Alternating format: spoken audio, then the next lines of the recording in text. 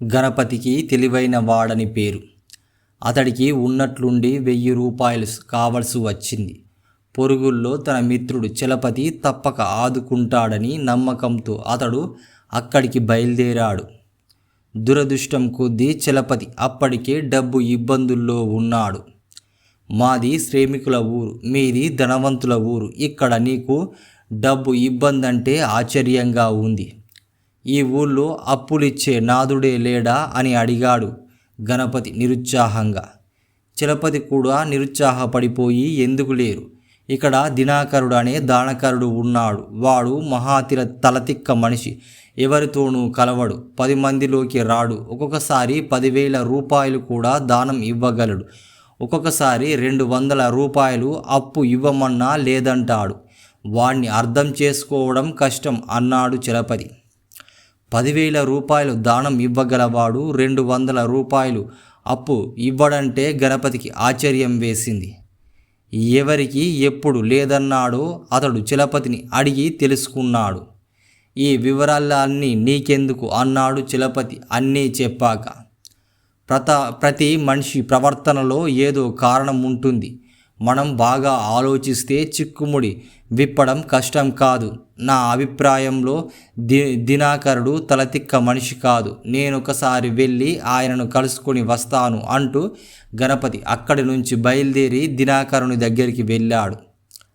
ఆ సమయంలో దినాకరుడు తన ఇంటి పెరట్లో పూల తోటలో ఉన్నాడు. ఆయన తోట పని చేయడం అంటే చాలా ఇష్టం. అక్కడ ఆయన అపూర్వమైన పూల మొక్కలను సేకరించి పెంచుతూ ఉండేవాడు. గణపతి ఆయనకు సరాసరిగా పూల తోటలోనే కలుసుకొని ఆయన అభిరుచులను అదే పనిగా కొంతసేపు మెచ్చుకున్నాడు. అప్పుడు తనను పరిచయం చేసుకున్నాడు. నువ్వు మా చలపతి మిత్రుడివా? వాడు నాకెంతో కావలసిన వాడు. పొరుగుడి వాడివి నిన్ను పంపి తాను రాలేదేమిటి అన్నాడు దినాకరుడు వెంటనే. నేను ఒక తరహా నల్ల గులాబీ కోసం వెతుకుతున్నాను. అవి నీ తోటలో ఉంటాయని తెలియగానే ఇలా పరిగెత్తుకుంటూ వచ్చాను. అదిగో ఆ కనిపిస్తున్న నల్ల గులాబే నేను వెతుకుతున్నది అంటూ గణపతి ఒక మొక్కను సమీపించాడు. ఆ నల్ల గులాబీలో ప్రత్యేకమేమిటి అన్నాడు దినాకరుడు ఆశ్చర్యంగా. గణపతి ఆ పువ్వునే గుచ్చి చూస్తూ, ఈ పువ్వును వరుసగా 10 మంది పురుషులు అరచేతితో తాకిన తర్వాత నీళ్ళలో వేసి మరిగించి ఆ నీటిని పురుషుడు పుచ్చుకుంటే కైలాసగిరిని దర్శించినంత పుణ్యం వస్తుంది అంటారు అన్నాడు గణపతి. దినాకరుడు అప్పటికప్పుడు పంచాంగం చూయించి శుభగడియలు వచ్చి చాలాసేపు అయిందని నిర్ణయించాడు. అయితే మన అదృష్టం పండింది. నువ్వు చుట్టుపక్కల వారిని 7 పురుషుల్ని పిలువు. ఈలోగా నేను చలపతిని వెంటబెట్టుకొని వస్తా. నీతో కలిసి 10 మంది అవుతాం. మనమందరం పుణ్యయాగం చేయబోతున్నాం అన్నాడు గణపతి. దినాకరుడు సరేనని 7 పిలుచుకొని వచ్చాడు. కాసేపటికి అక్కడ నల్ల గులాబీని నీళ్ళలో మరిగించి 10 మంది పురుషులేగాక దినాకరుడు ఇంటిలో స్త్రీలు పిల్లలు కూడా దాన్ని తాగి ఎంతో సంతోషించారు. అందరూ ఎంతో ఉత్సాహంగా ఉన్న ఆ సమయంలో గణపతి నెమ్మదిగా చలపతి చెవిలో, ఇప్పుడు దినాకరుణ్ణి 5,000 రూపాయలు అడుగు అన్నాడు. ఒక 1000 నాకిచ్చి మిగతావి నువ్వుంచుకో, అనుమానించకు, ఆయన తప్పక అప్పు ఇస్తాడు. ఇవ్వకపోతే నేను నీకు 10,000 రూపాయలు బాకీ అన్నట్టు తెలిసిందా అని చెప్పాడు. తటపటాయిస్తూనే చలపతి దినాకరుని సమీపించి తన అవసరాన్ని చెప్పాడు. అప్పుడు అతడు, దానం పుచ్చుకునేవాడిలా మొహం పెట్టావేమిటి?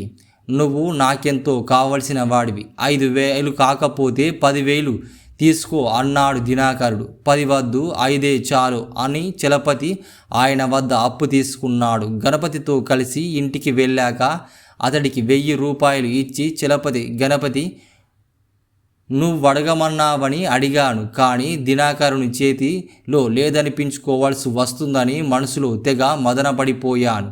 వాడు అప్పిస్తాడని అంత ఖచ్చితంగా ఎలా చెప్పగలవు? చెప్పు అన్నాడు చలపతి. దినాకరుడికి గుర్తింపు కావాలి. నలుగురిలో అడిగినప్పుడు ఆయన ఏమడిగినా ఇస్తాడు. అంత దానకరుడు. ఒక్కడు ఉన్నప్పుడు పైసా కూడా విడవడు. ఎవ్వరూ చూడడం లేదు కాబట్టి ఆయన్ని అడిగి లేదనిపించుకున్న వాళ్ళందరూ ఒంటరిగా ఉన్నప్పుడు అడిగిన వాళ్ళే. అయితే దినకరుడు డబ్బు జాగ్రత్త మనిషి. నలుగురిలో ఉండగా లేదనడం ఇష్టం లేక, అలాగని ఇవ్వడం ఇష్టం లేక ఆయన ఒంటరిగానే ఉండడానికే ఇష్టపడతాడు. ఇది గ్రహించి నేను ఆయనకు అనుమానం రాని విధంగా ఆయన చుట్టూ 10 మందిని చేర్చి అప్పుడు నీ చేత అప్పు అడిగించాను అన్నాడు గణపతి. మిత్రుడి తెలివితేటలకు చలపతి ఔరా అంటూ ముక్కున వేలు వేసుకున్నాడు.